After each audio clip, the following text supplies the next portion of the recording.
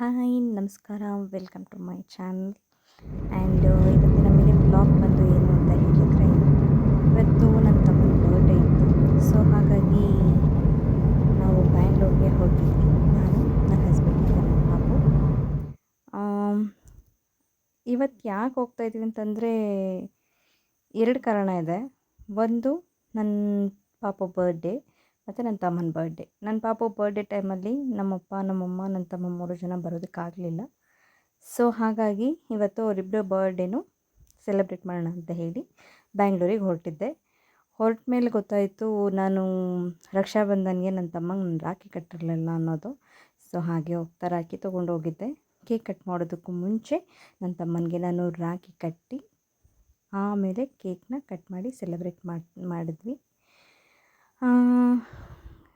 As usual ಎಲ್ಲರೂ ಹೇಗೆ ತಮ್ಮಂಗೆ ರಾಖಿ ಕಟ್ತಾರೆ, ಹಾಗೆ ನಾನು ಅಣ್ಣ, ನನಗೆ ತಮ್ಮ ಒಬ್ಬನೇ ಇರೋದು, ಅಣ್ಣಂದರು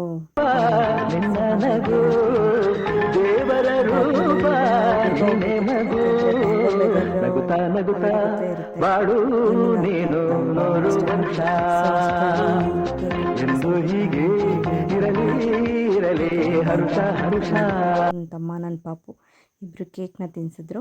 ಕೇಕ್ನ ತಿನ್ನಿಸಿ ಆದಮೇಲೆ ಸೆಲೆಬ್ರೇಟ್ ಆಯಿತು. ಸ್ವಲ್ಪ ಹೊತ್ತು ಹಾಗೆ ಕಾಲ ಕಳೆದ್ವಿ, ಎಲ್ಲ ಸೆಲೆಬ್ರೇಟ್ ಎಲ್ಲ ಮಾಡಿ ಆದಮೇಲೆ ನಮ್ಮಮ್ಮ ನಾನ್ ವೆಜ್ ಮಾಡಿದರು. ನನ್ನ ಮಗನಿಗೆ ಇಷ್ಟ ಅಂತ ಹೇಳಿಬಿಟ್ಟು ನಾನ್ ವೆಜ್ ಮಾಡಿದರು. ನಾವು ಎಲ್ಲ ನಾನ್ ವೆಜ್ ಎಲ್ಲ ಊಟ ಮಾಡಿದ್ವಿ. ಕೇಕ್ ಕಟ್ಟಿಂಗ್ ಎಲ್ಲ ಆಗಿ ಊಟ ಎಲ್ಲ ಆಗಿ ಮುಗೀತು. ಅದಾಗೋ ಅಷ್ಟೊತ್ತಿಗೆ ಆಲ್ರೆಡಿ 4 o'clock ಆಗಿತ್ತು. ಸೊ ನಾವು ಇನ್ನೇನು ಟೈಮ್ ಆಯಿತು ಅಂತ ಹೇಳಿ ಅಮ್ಮ ನನಗೆ ಅರಿಶಿನ ಕುಂಕುಮ ಕೊಟ್ಟು ಒಂದೆರಡು ನಿಮಿಷ ಮಾತಾಡಿಕೊಂಡು ಅಲ್ಲಿಂದ ರಿಟರ್ನ್ ನಾವು ಬ್ಯಾಂಗ್ಳೂರಿಗೆ ಹೊರಡಬೇಕಿತ್ತು. ಏಕೆ ಅಂತಂದರೆ ನಾಳೆ ಮಂಡೇ. ಸೊ ಮಂಡೇ ಆಗಿರೋದ್ರಿಂದ ಮಂಡೇ ಪಾಪು ಸ್ಕೂಲ್ ಇರುತ್ತೆ. ಸೊ ಹಾಗಾಗಿ ನಾವು ಮತ್ತೆ ರಿಟರ್ನ್ ಮಾಗಡಿಗೆ ಹೊರಡುವಾಗ ವೆದರು ತುಂಬ ಚೆನ್ನಾಗಿತ್ತು.